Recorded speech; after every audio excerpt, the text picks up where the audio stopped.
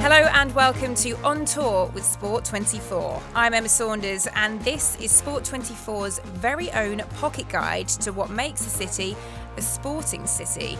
Each episode will be bringing you a real flavour of a city's sport and culture. Find out what the locals recommend and get the inside scoop of what you should experience when you visit. It's what Sport 24 is all about, a sports channel that connects onboard passengers to those unmissable live sporting moments. So whether you're flying at 35,000 feet or relaxing on your ocean cruise, you can be watching the game live. It is the only way to travel, so buckle up, sit back. This is On Tour with Sport 24.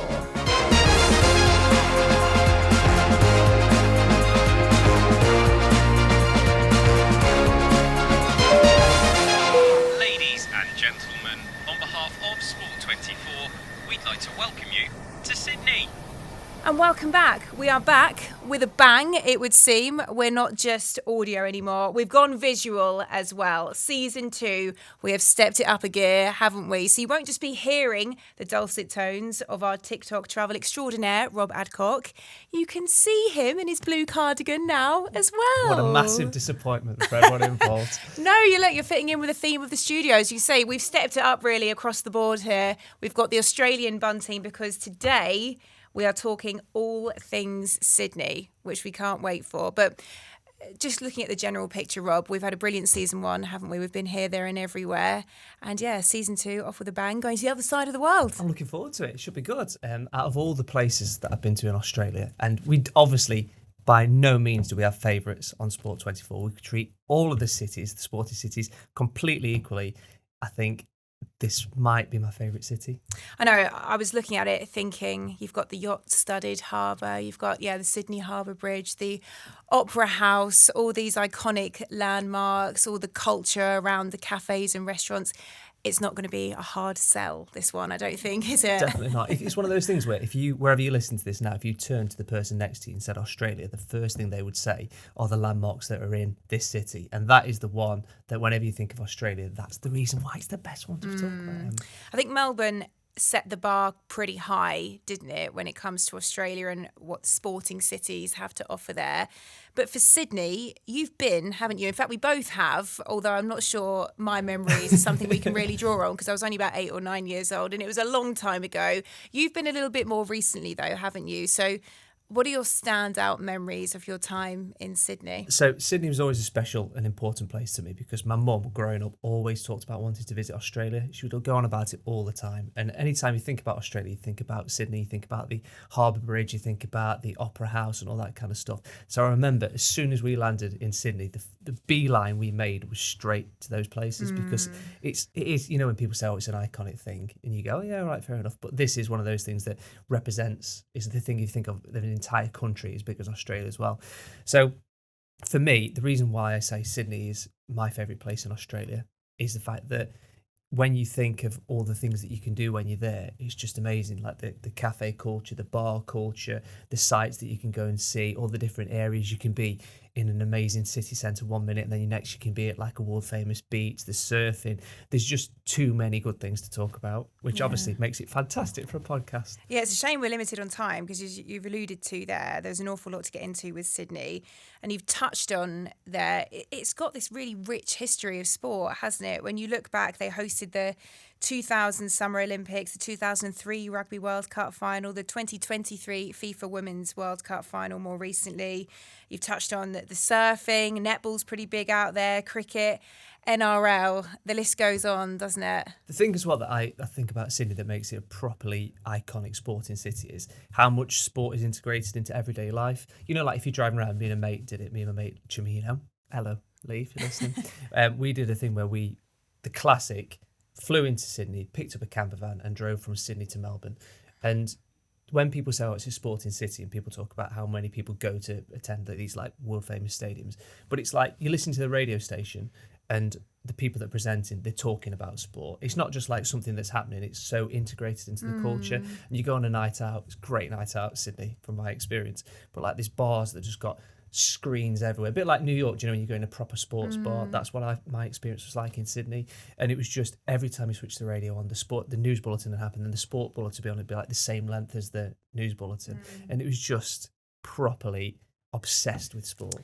Well, Rob, as you paint the picture of Sydney Harbour so beautifully, unfortunately, the reality is for us recording here in London, we couldn't be further away, could we? But that's not to say, as a city, it's very accessible, isn't it? You know, there's airports all over the world that go to Sydney, though I imagine from where we are, that probably comes at a little bit of a cost, doesn't it? A 24-hour flight. You tell us, you've usually got all the hacks, the hints and tips around saving money when it comes to these things. When we went as part of a big world trip, so we broke it up quite nicely. And that is one of the things about when you go to Australia, there's so many amazing places to stop off on the way if you're coming from this side of the world.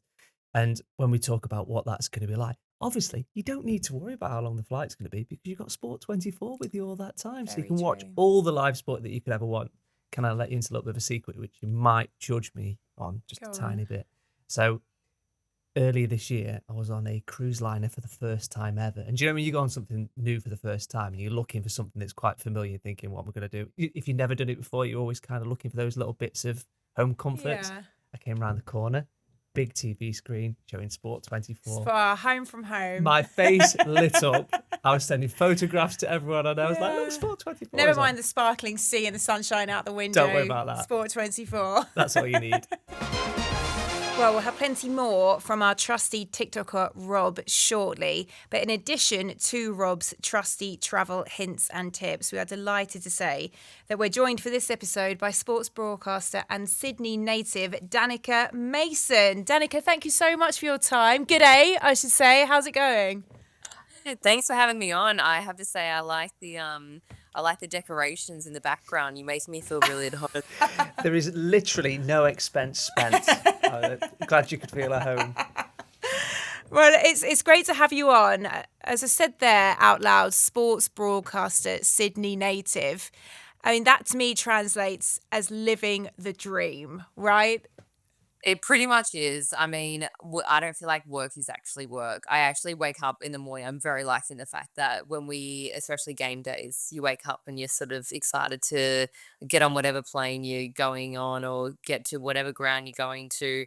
We are lucky enough that we have one of the best teams. We all get along so well. We all hang out and then we just get to sit and watch a game of footy. I mean, it doesn't get much better than that. Don't tell too many people that it's the dream though.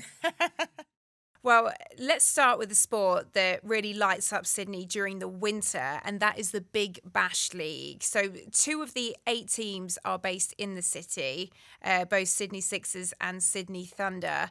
So, Danika, what kind of place does the Big Bash League hold in the hearts of Sydney siders? How much does it kind of take over the place? Yeah, so cricket season for Australia is our summer, your winter. Big Bash is something that I think a lot of families get around. I think it's a great family sort of event. They make it, so exciting. There's all these bright colours, different sort of things that gets everyone sort of invested. They know how to put on a spectacle, so everyone, certainly gets involved. But yeah, it's a lot of families you find like the obviously you hardcore cricket lovers, but it has brought such a different entertainment level that is very different to say Test cricket. There's a local derby, I think I'm right in saying, between 2 teams, which is known as the Sydney Smash. Just how fierce of a contest can that be? Because we were saying here in the studio, actually, before we connected to you, that my experience of going to Australia and speaking to Australian people is that you're also kind and warm and friendly, which in my mind wouldn't necessarily translate into a hostile rivalry in a sporting arena, but does it? Oh, you have no idea. Aussies, they get behind their teams, especially obviously the Sydney Smash, between the Sydney Sixers and the Sydney Thunder. It's a great battle. People love a great, competition between 2 teams that are bitter rivals or, fighting for territory, local territory and local bragging rights as well. But it's probably nothing compared to State of Origin. State of Origin is the epitome of rivalry because it's Queensland, so it's one state versus New South Wales in another state in rugby league, and it is one of the most brutal games you probably could ever see. And at that point of the year, all New South Welshmen hate all Queenslanders, and all Queenslanders absolutely hate New South Welshmen.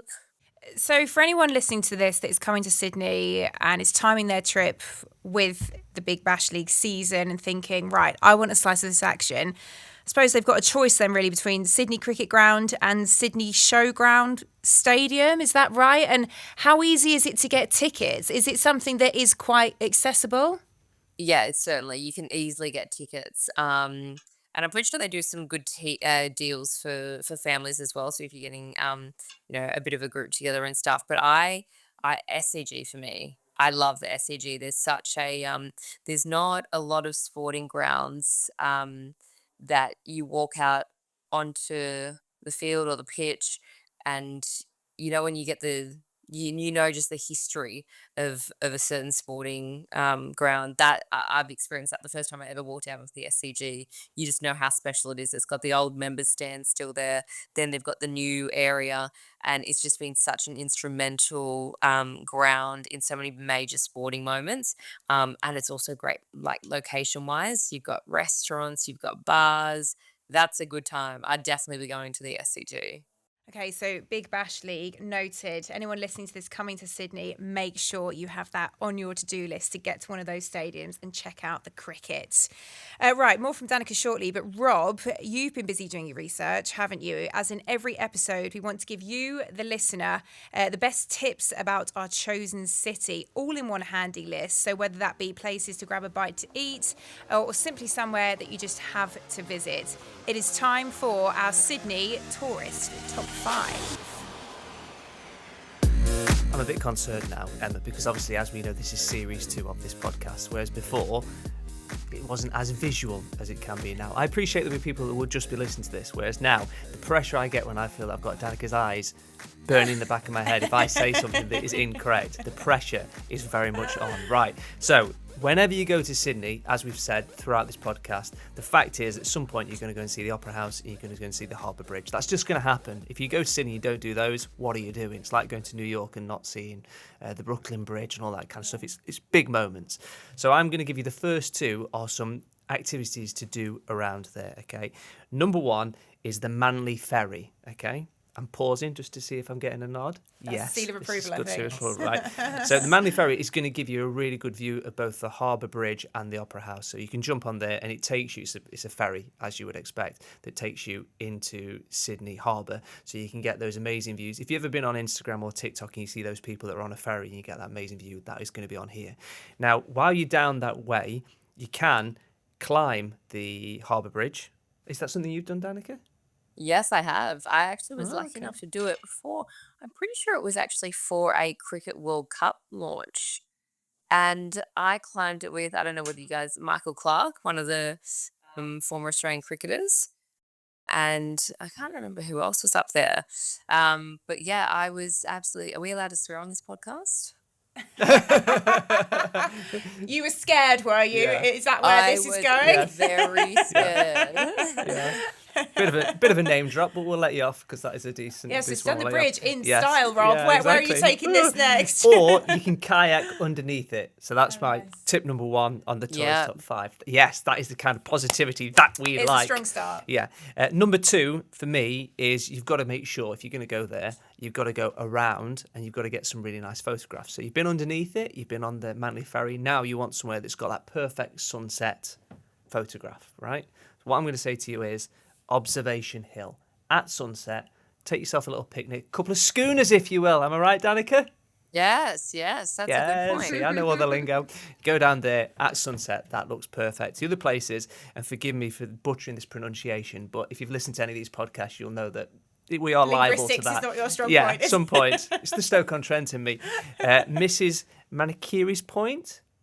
Mrs. Macquarie's? Is it Macquarie's MAC? Point. Not far off. Not a million miles away, but thanks very much for showing me up, Danica. I really appreciated that. Yeah, there if you get a chance to go down to that area, if you are going to Sydney, if not, have a little Google of it. It's like, it's a side-on view. It's not up high view, is it? It's like a little side-on view where you just get peeking out of some beautiful little foliage. Yeah, that's a beautiful spot, and you can walk from there. There's a big walk, and you can go down the botanical gardens. It's See, yeah, I'm doing all right. spectacular. 2 There, in. yeah, you Right. nailed that. Yeah. Number 3 for me is a lot like if you're going to go to Sydney at some point, you're going to go to Bondi Beach. It's just a fact. Do you know what I mean? Like if you go to all those places, you're going to go to Bondi Beach. We stayed there in a camper van for 4 nights, and it was 4 of the best nights of my life. It was amazing. The one thing that I would suggest you do is go down to the Bondi Icebergs pool. So that is alongside. Is that the Bondi one you Beach. see everywhere, all Yes. over Instagram? everywhere. And it's Yeah. that beautiful, picturesque out on the seafront, right? You've got it. Yeah. That is the place where, again, I mentioned a lot about social media, but when you see people taking photographs, that is like what some people might describe as an Instagrammer's paradise, isn't it, Danika? Yeah, everyone loves the There's a good walk. It's a Bondi to Bronte coastal walk, and it sort of ends there. And then bonus one, so call this one 3A if you like, or 3A and B. You can also go to Bronte Baths. That's quite nice down that area. Yes. But also, if you want a free saltwater pool, basically the Bondi Icebergs pool is like a saltwater pool, which is right next to it, and right next to the sea, and it's just a beautiful place to be. Another one is the McCallum seawater pool as well. That's also a nice little free one as well. Oh, I don't know where that one is. Am I telling you about Wow, Sydney? educating the locals, I Rob. telling You you really this have is stepped what it we up can a do? gear. I don't know where that one. I'm gonna have to Google that. Right, so number 4 and number 5 are 2 in the same kind of area, right? So when we do this feature every single time we do this in every single episode, I always try and make sure that they are lived experiences, because I don't want to be telling you about something that I've never seen before. I want to be able to tell you something that I've done myself. But every so often, if there's someone I really trust, I'll let them chuck a few suggestions in. Now, my friend has emigrated and he now lives in Sydney. Hello, Sam, if you're listening. Thank you very much for these. And he says, Rob, I've listened to podcasts. You cannot mention the Sydney episode without mentioning these 2 places, right? He says his weekend routine is he goes to the Strand Arcade in the Sydney Central Business District, or CBD, and he gets his coffee from a place called Gumption. He says, in the words of Sam, it is easily the best coffee in Sydney, but across from there's another coffee shop that sells these Butterboy cookies, and him and his now fiance, see what I'm saying? And his now fiance get a Nutella and sea salt cookie. They drink flat whites, and they sit in the Victorian Strand Arcade, and they feel, in his words, pretty smug about these 2 hidden gems. So that's We're not so hidden anymore. No, we've ruined it.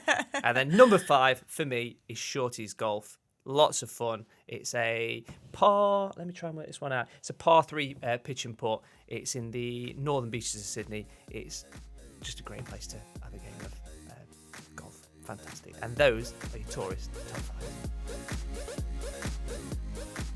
You pretty much nailed a lot of them. As long as Pretty you go. much. Whoa. Pretty much. Well, I was gonna say you've got Harbour. You want to do that Yep. one? Then you want to do Yep. Bondi beaches along there, and then you want to do Northern beaches. I think as long as those ones, and then throw in a Butterboy cookie. I mean, you can't go wrong. Season 2, the bar has been set high, Rob, for your tourist top 5. So that is, Rob's top 5 places in Sydney, all covered off. And if you have just been or you're planning a trip to Sydney, then we would love to hear any of your travel hints and tips, and see your pictures and videos, beautifully described there by Rob. But we'd love to see it brought to life by you, the people that have been there on the ground and visited Sydney. So you can follow Sport24 on Facebook, X and Instagram, and use the hashtag MySport24 to get in touch. One of the most spectacular sights of the Australian summer is when SailGP rolls into town. Each February, Sydney Harbour sees high-speed, high-tech international racing, with thousands of fans packing the shorelines to take in the action. The Australia Sail Grand Prix is very special for Aussie driver and CEO Tom Slingsby, and we've been catching up with him. When I was 15 years old, the Olympics were in Sydney 2000, and I remember very vividly, I was a tennis player growing up, and right at that stage I sort of was falling out of love with tennis, and I went down to the Olympics each day and I watched from the rocks on Sydney Harbour, watched the sailing competition, and I remember very vividly being on the train heading back to the Central Coast where I was living, and essentially writing down a list of goals. And it started from winning my local club races to the club championship to state titles, national titles, all the way to I wanted to be the first person to win an Olympic gold medal for Australia in the laser class. And my journey really begun then. And I still remember putting some blue tack on this piece of paper and putting it up on my wall, and every day waking up to that. And my training started the following day. I remember getting up super early and going for a run and saying, okay, my training starts now for the Olympics. And from ever since that day, I was driven for one goal. I could never have imagined that sailing would sort of have the changes it's had over especially the last 15 years. I grew up with yachts sailing in the ocean, slow moving boats, and you fast forward to today, we've got boats capable of over 100 kilometres an hour, racing right in close to shorelines, racing in city fronts, racing in New York City, racing in Dubai, racing in all these venues which are so tight, racetracks in the fastest boats going around. And all the hydrofoiling really elevated the sport in this direction. And then it's just, I guess, some very evolutionary visions from people like Larry Ellison and Russell Coutts and changing the sport. And I remember when they made the change they won the America's Cup in 2010 and said, look, we're gonna change the sport. We're going to bring sailing from out in the ocean. We're going to bring it into city fronts, close to spectators, watching on shore. We're going to make the boats fast and exciting and all these things. And there were so many critics of these guys when they did it, and they copped a lot of heat from a lot of, especially the traditionalists in sailing, saying, look, it can't be done what you're saying it's going to happen. And you look forward to the sport at how it is today, 15 years on, and we have a whole new fan base, people who had never thought that they would get into sailing, people who didn't grow up sailing.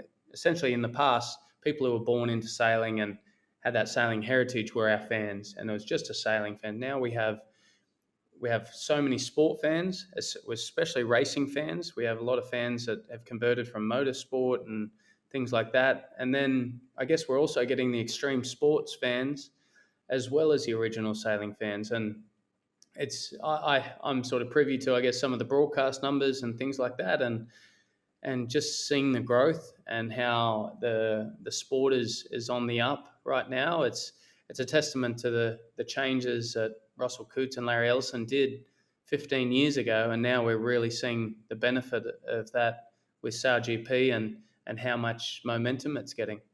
Racing in Sydney, it's unbelievable for me to be being the driver and running the Australian team, and to be out there on Sydney Harbour with all your friends and family and all the home fans cheering you on. I've got a place in Rose Bay, an apartment in Rose Bay, and I can sort of see out onto the racetrack. And to get to go back there and race there it's a highlight of my year, really. It's unbelievable. Sydney Harbour as a racetrack. I remember when we first went there with 6 boats, we said we'll never be able to fit 6 of these boats on Sydney Harbour. It's too small. Now we'll be heading back there with 12, and the racetrack has been tightened up even more, so you don't even use the whole width of Sydney Harbour. And just the way it's all evolved, I'm really proud to be there and looking at our green and gold boat with the kangaroo on it, with the backdrop of the Opera House and Sydney Harbour Bridge. Really, there's nothing in sport that sort of compares to that, especially when you get the win in your home country and your hometown. It's huge. It's why you compete in sport. It's to create moments like that, to create moments for the fans, to create a moment for yourself where it's so special and there's so much significance. And holding the Australian flag up, listening to the national anthem with all the Australian crowd cheering you on because you've just won an event there, it's something that'll stay with me forever, and I can't wait to get back there and try to do it again. Okay, well, we can move on now to a sport, Danica, that you know very well, and that is National Rugby League, or NRL, as it is abbreviated to. This is very much your sport, isn't it? And Sydney, home to no fewer than 9 of the 17 teams in the league, which brings me to my first question. It must be a bit of a headache for Sydney siders, isn't it? Who to support? How do they decide? Well, it's really well, I think a lot of people, it's the area that they A were brought up in or B live in. So Sydney's big. Sydney's very big. So it actually works out very well. You don't have a lot of teams too close to each other, and you know the team of the local area. If you're living there, you know who it is. But yeah, no, we're lucky enough to I do all the rugby league coverage for Channel 9 in Sydney, and yeah, we're lucky enough we get to do a lot of games in Sydney, but then we get to travel to Queensland and then to Melbourne as well. So, yeah, as we said at the top of the show, I mean, it's pretty much the dream gig. And tell us then about some of the sporting arenas that these teams are home to. And do any of them have a real reputation? If people are coming to Sydney and they want to go to one in particular that you think has quite a raucous atmosphere, is there one that stands out?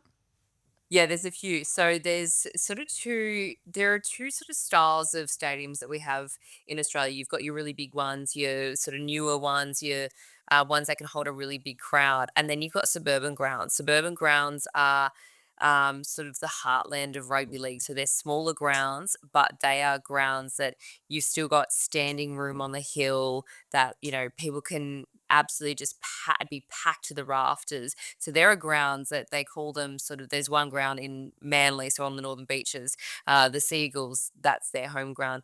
And they call that a fortress. So for traveling teams to go and play there, you've got one whole side of the stadium, standing room only. It's a big grass hill, and Sunday afternoon footy is at its absolute prime there. Everyone stands on the hill, a little beer in hand, and just cheering on their side. And then you got some bigger, fancier ones. I mean, I mentioned State of Origin before. State of Origin at Suncorp Stadium, which is in Queensland, in Brisbane, is something else. There's, over, I can't remember what the capacity is, but it'd be over 50,000 or around 50,000.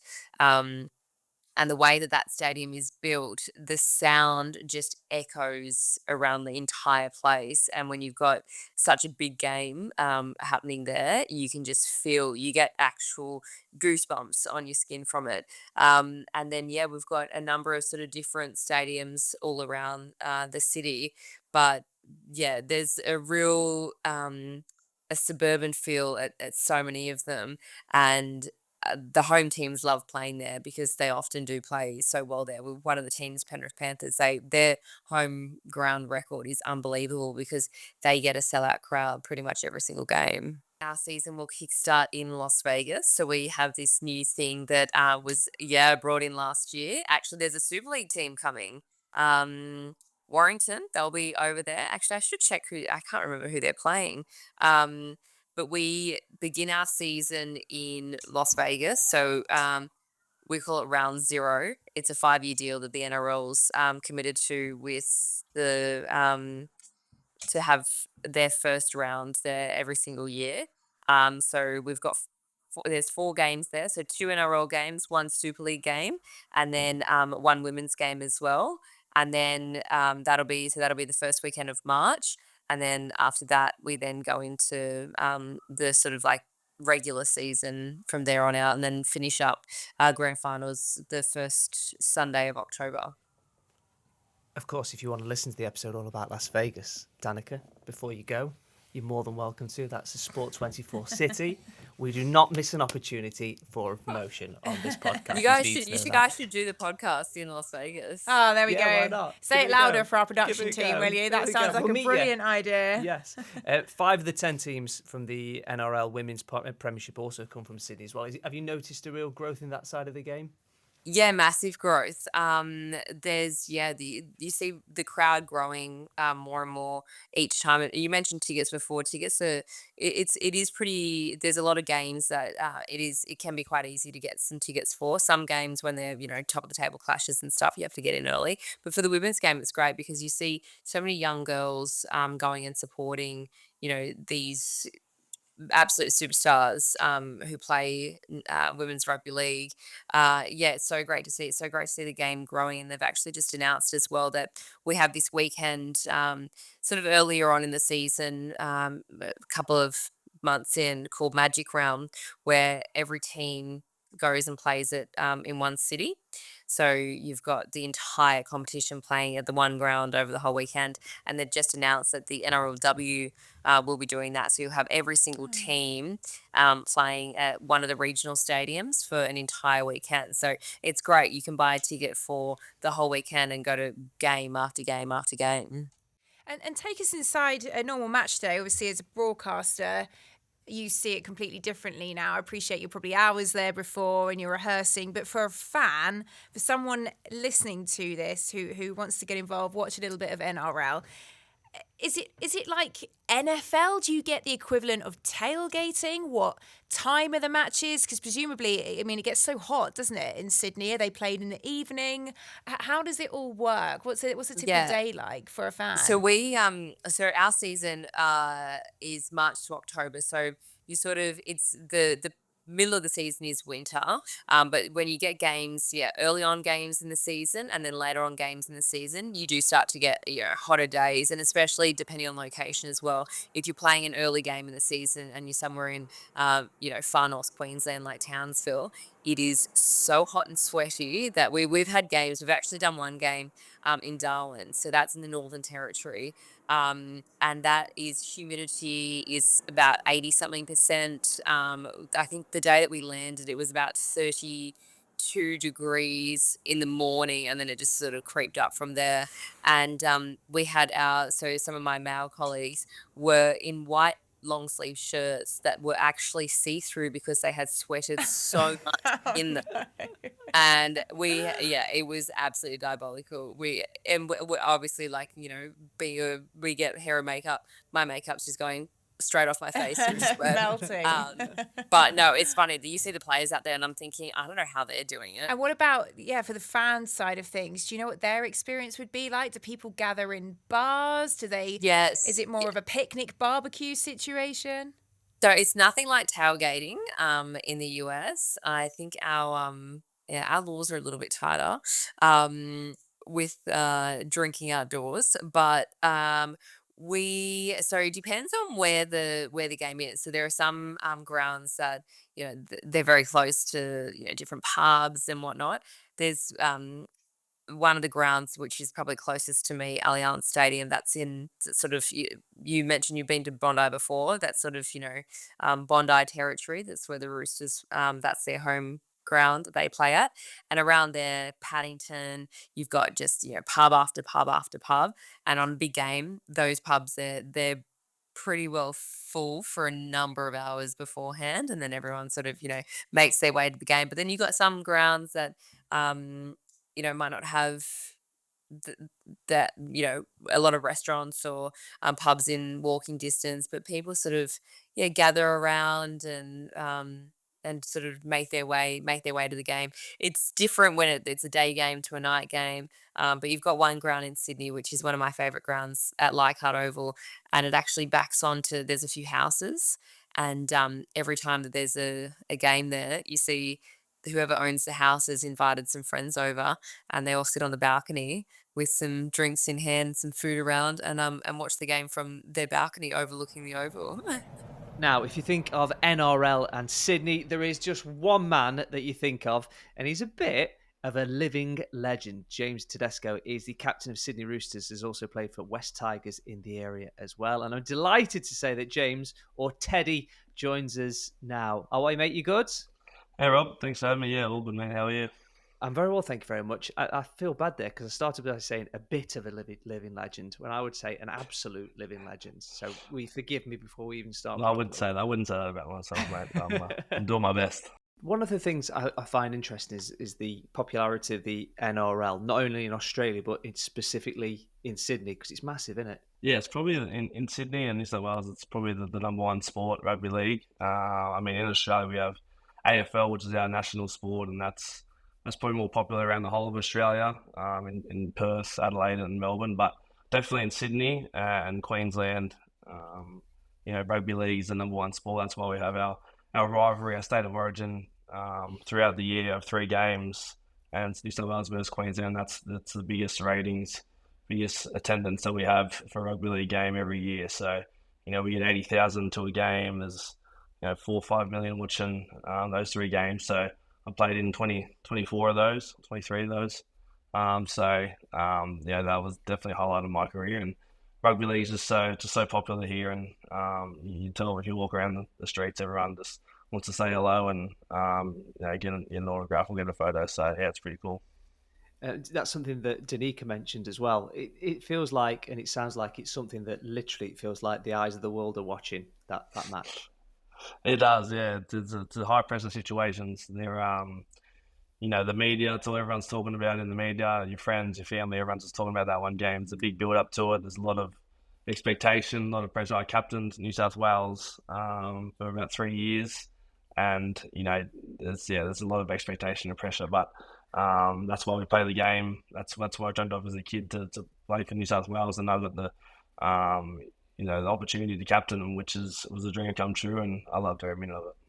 Because this podcast is all about sport and sporting cities around the world, Sydney's obviously in focus. I'd love to get kind of an idea of what the derbies are like in the sport. Are they? You mentioned, you touched on it briefly, but how passionate are they, and how much amped up is it? Yeah, so derby against South Sydney, so they're our neighbouring team. Pretty much you cross the road, and we're into South Sydney territory. So it's a very big rival for the fans and for the people of the area, for both areas. They hate each other, and so it's funny because it's all along the beach line, pretty much from Bondi down to Coogee, and then all through Paddington, Surrey Hills and stuff. It's all so close, so everyone knows each other. But as soon as it gets to a South or Roosters game, everyone hates each other. So I'm sure it's pretty similar, Manchester and those football derbies over there. But yeah, over here, once those games are on, it gets pretty heated. I think my wife and my parents don't really like coming to those games because the fans can be pretty brutal and they're yelling out pretty harsh things, but that's just how it is. I remember probably our most memorable one was in 2022. So we had our last game of the year, which was the opening of the new stadium. We won that game, and then we had to verse South Sydney again at the stadium in our first finals match. And in that game, we had 7 sin bins, so 7 guys got sent off for 10 minutes. We had 2 concussions. I got knocked out in the first 15 minutes. I was out for the game. On the other back rows, he got knocked out. He was out for the game as well. So it was a lot of carnage going on in the game, a lot of push and shove. So we ended up losing that game and bowing out of the finals, which was devastating for us. It was just a wild semi-final game, but it was one I don't want to remember, but it's probably one of the biggest matches in our rivalry that I've been a part of. I imagine the fans let you forget it, though. I'm sure they never mention it. Yeah, the South ones, they were happy out in cast. I think that wasn't out there. We can't get someone on who is effectively Mr. Sydney. You'll know, because obviously you listen to this podcast, James, that this tends to descend into us rather than talking about sport, just wanging on about food. So because you are Mr. Sydney, can you give us some tips of people who might be listening to this now on the way to Sydney or planning to come to Sydney? Where would you make sure that they go to? There's so many good spots in Sydney, to be honest. Me and my wife just went to probably our favourite restaurant in Sydney, which is Woodcut. It's in Barangaroo, which is a nice little spot down in the harbour near the water. It's underneath the Crown. Woodcut. It's a new sort of couple of restaurants that have been open for about 3-4 years, but Woodcut's definitely my recommendation. One of the best steaks in Sydney, I think. All along the I'm from Sydney Roosters is the eastern suburb, so from Bondi, Bronte, Clovelly. If you want to go to the beach and have a nice day, all the cafes along there are just unreal. So if you get a nice day out in the summer, the family, anywhere along there, the cafes are great. And then also around us in Moore Park, where our stadium is, with Paddington and Surrey Hills, there's a number of restaurants there that are just very low key but awesome food. You can't really go wrong around those areas. But if you're heading out about 15-20 minutes out of the city, where I sort of am, I'm in the inner west Hunters Hill area. My wife's family own the local cafe. It's called Ironwood down at Woolwich. It's a cafe restaurant, so does the best breakfast and it does dinners on Fridays and Saturdays. So if you're heading out to Woolwich area, I'm a bit have a go. disappointed you didn't start with that one, being his Yeah, family. no, It's I like didn't it's wanna- I like didn't an wanna also mix it. ran at the end. Teddy, come on, you better than that. I imagine you're the No. kind of person that would order a flat white. You give me flat white vibes. I've changed up my coffees a lot over the years. I'm on Do you? the long blacks at the moment, to be honest, trying to stay off the milk, just some pure coffee. So Iron will do their own coffee as well. So trust me, you won't be disappointed. They do a great coffee if you want to head out of Sydney City for a bite. No, you're not making up for it. The fact that you mentioned it last as an also rag, you can go on about it all day, James. It's not going to make It's difference. a humbleness again. Yeah, I'm not starting off talking about myself. It's a Sydney trait. It's a Sydney trait. James, it's been an absolute pleasure to talking to you. Thank you very much for coming on. We really appreciate it. Thanks for your time. Thanks, Rob. Appreciate it, mate. I mean, I could go on just about NRL alone, but there is so much more to touch on. So if you wouldn't mind, Danika, just giving us a bit of an insight on some other sporting events that Sydney has to offer, starting with AFL, or Aussie Rules football, I suppose, as it's better known. Our interpretation, as probably quite ignorant English people in this studio, is it kind of seems like NFL meets rugby meets football. It's quite chaotic. How would you sum it up? It's complex. They are incredibly fit athletes. You see a game of AFL and the amount of running that they do, but then it's also like, God, you bounce the ball as you're running, then you're kicking it, then you're sort of tackling. It's got a bit of everything in it, really. But they're incredibly fit athletes. The stats on how much they run throughout a game, I've seen some of their preseason training, and they just run laps. So they're incredibly fit. It's a huge sport over here. One of the states, so Victoria, very, very heavy AFL state. You've got South Australia, they live and breathe the AFL as well, Western Australia as well. And then in Sydney, you've got 2 teams. And then you've got 2 teams as well in Queensland. But yeah, they're incredibly fit. It's a very complex sport. It's sort of a bit of a combo of everything. And the 2 teams that you mentioned in Sydney, is that Sydney Swans, one of those, who apparently actually began life over in Melbourne and were effectively sort of franchised and relocated. And they have a local rivalry with Greater Western Sydney. Is that right? Is that another one of those big derby days that you see on the ground in Sydney? Yes, yep, the Sydney Derby. That's so GWS, Greater Western Sydney. When they were brought in, it was this sort of, created a great rivalry between them and the Sydney Swans, because, the Sydney Swans had been sort of the dominant team in Sydney and New South Wales. But it's created a great rivalry, and those games, so they play at the SCG, and then they also play out at Homebush as well, and they're sellout games. Everyone loves it. It's such a great vibe around Sydney, wherever those matches are, because like we said before, like everyone loves a derby because they love to hate the opposite team. Away from the AFL, how popular is football, soccer? Has it been growing recently? There's been quite a few players that played in the Premier League, played in the Championship in England, that have come across to play in the Sydney I mean, teams. it's nothing compared to the madness over where you guys are. I know you guys live and breathe it. But no, it has grown heaps, especially the women's game. The Matildas, they sort of took Australia by storm in the last few years or so. The support and the excitement that they sort of brought to women's soccer was actually incredible to sort of be there and witness it. Not so incredible for the Lionesses, who unfortunately got burned in a final over in Australia not too long ago. I mean, we won't. Move on as quickly as possible. All right, we will do just that. You mentioned some of the iconic grounds in Sydney. We've got to talk about the SCG. You mentioned how important that is when it comes to the Big Bash. Now, it pains me to say this as someone who is English, but I suppose we better talk about the Ashes. I say we better. Should we just do this as quickly as possible, as painlessly as possible, and move on to something else? Do you want to say what you need to say? Do you want me to say, yes, I thoroughly enjoy the Ashes? Yes, that'd be fine. And it's a great stadium, etc., etc. Tell us a bit about what it's like to see the Ashes in somewhere like that.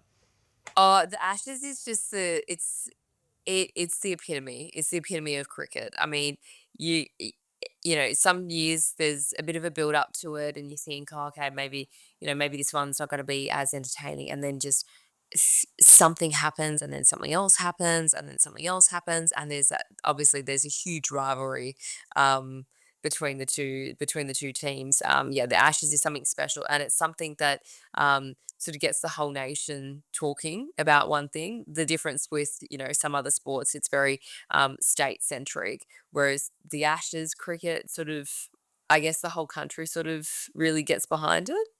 Yeah. Anyway, that's enough about that. Let's just move on to something completely different.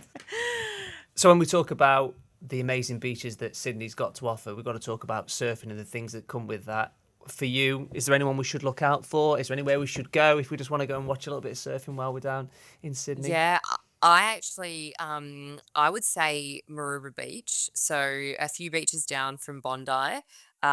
It sometimes gets a bit of a bigger swell, but you can really see that, like, the people who surf Maroubra, they live and breathe surfing. I love watching the surfers there. But yeah, we're lucky. We're surrounded by beaches, so plenty of great surfers all across the country. And of course, we have Stockton the World Surf League. So it's very much something that a lot of people either enjoy in their own sort of downtime or enjoy watching. As a big fan of Series 1 of this podcast, Danika, I know you'll know that there are a couple of things that we always do. These are like, no matter who we've got on, these are the non-negotiables. Two things that we always do. We always ask the guest for a little of a local tip, something that most people might know, might be their favourite restaurant, favourite cafe and things like that. We'll come on to that in a second. But the one that I know Emma likes particularly, because she's got like a little dictionary that she's putting together, genuinely has. This is the local lingo. Is there something that people say in Sydney that is very specific to Sydney, please? Yes, I don't know whether you guys do this, but we say, yeah, nah. Sorry, do that one more time. It means no, but we put a yeah in front of it. Is it hyphenated? Yeah. Yeah, I was no. spelling that. Someone asks you, oh, do you want some water? Yeah, nah. I don't get it. So sorry. So is that you say that is a no? Does that mean it's a strong no? It means no, but we're saying yeah. We say yeah, nah. Yeah. So it's like you're acknowledging them and then turning them down very And politely. then- It's like, oh yeah, no, I don't want that. It's like Love the classic football manager. No. Yeah, no. Yeah, I think we have a version of that, but hearing it in that Australian twang, actually, Yeah. I know, do that's the like thing, that. You got to do it in the yeah, nah. Okay, and your recommendation then, perhaps somewhere slightly off the beaten track that won't be in your first sort of 10 results on any given search engine. Is there a cafe, a restaurant, a coffee spot that comes to mind? If you need any tips, obviously you can ask me. We obviously know that I know this like the back of my hand. So I would say, breakfast, a place called Blackwood in Bondi. I mean, I think a few people know about that one, so that's not so hidden. Coffee, a little closer to where I live, in Coogee, the Coffee Room. That, I reckon, could be the best coffee in Sydney. And then, I mean, there's some good little hidden. I love a good margarita. I'm not a wine drinker. I'm not a beer drinker. Margaritas is where it's at for me. And there's a few little hidden places that I love for a good margarita. So there's one, El Primo Sanchez, and that's in Paddington. Very good margarita. In the 10 or 12 episodes that we've done of this, I've never seen Emma listen more intently than when you said, Rob, let's if not you want pretend a your place. eyes lit up as well. I am now indeed salivating too. So we'll finish on that strong point there, the margarita hotspots to hit in Sydney. And that is just about it from this episode. So if you're travelling soon, a reminder, check out Sport24's live sports schedule at sport24live.com to make sure that you don't miss any of the biggest Sporting Live events, that's in the air or at sea, Sport 24 really does have it all. And that leaves me just to say a huge thank you to all of our guests, to Danika Mason for brilliantly guiding us around the city. So thank you very much, Danika, and enjoy the rest of your off-season. Thanks for having me on. Thanks also to my trusty TikToking travel companion, Rob Adcock. We'll see you again very soon. And please make sure that you subscribe to the podcast to hear about other sporting cities such as Las Vegas, Paris and Barcelona. We'll be back soon exploring other destinations around the globe. But from me, Emma Saunders and the On Tour with Sport 24 gang, it is goodbye. And until next time, safe travels.